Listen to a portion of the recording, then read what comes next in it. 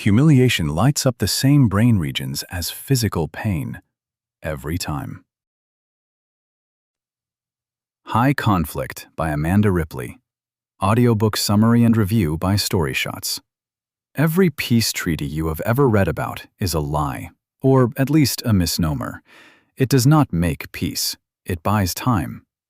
That is the unsettling starting point of High Conflict, Why We Get Trapped and How We Get Out, by Amanda Ripley, which treats bitter conflict not as a moral failure, but as a force of nature with its own gravity. The conflict that feeds itself. Most people assume bitter conflict is about the issue on the table: immigration policy, a custody battle, a fence dispute with a neighbor. It is not. Once a disagreement escalates far enough, the original issue fades and the fight becomes its own reality. Toxic conflict behaves differently from the healthy friction that makes relationships and democracies stronger. Healthy friction is curious. It goes somewhere. Toxic conflict is the destination itself, with nowhere left to go except deeper certainty that you are righteous and they are the enemy.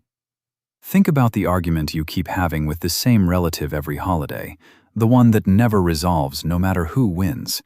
It stopped being about the topic long ago. Conflict is not the problem. Getting stuck is.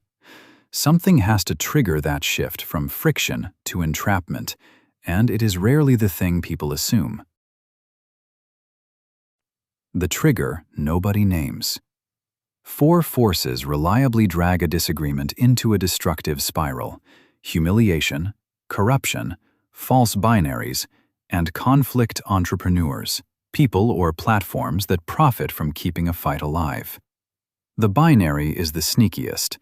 Us versus them collapses a messy situation into 2 teams, and once you are on a team, switching sides feels like betrayal rather than persuasion.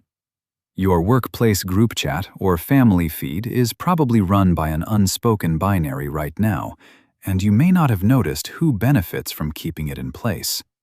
Conflict entrepreneurs do not start the fire, they just keep adding wood. Removing entrepreneurs and binaries cuts the fuel supply. It does not explain why some ordinary disputes explode into something nearly violent, while others, with identical fuel present, stay manageable. The nuclear bomb of the emotions. That gap has an answer: humiliation. Researchers have found that feelings of rejection and humiliation activate the same brain regions as physical pain, which is why psychologists call it social pain. Social pain makes people aggressive, and aggression spreads through stories and headlines without a single face-to-face encounter. This reframes nearly every fight you have ever lost your temper in. It was rarely about who was right. It was about who felt disrespected first. If humiliation is the detonator, the real question is not how to avoid conflict. It is how anyone diffuses a bomb that has already gone off, in a gang truce, a civil war, or a family feud. If this changed how you think about the fight you cannot seem to win, someone in your life is probably stuck in one right now. Send them this summary. Final summary. This summary of high conflict traces one thread. Conflict becomes its own destination. Specific triggers drag it there, and humiliation is the spark that makes it combustible. Amanda Ripley spends the rest of the book showing how people actually escape once trapped, including the looping technique for making someone feel heard, the concept of a saturation point where losses finally outweigh the gains, and how Colombia convinced over 50,000 guerrilla fighters to lay down their weapons. Anyone stuck in a feud with a sibling, a coworker, or a country will want those tools.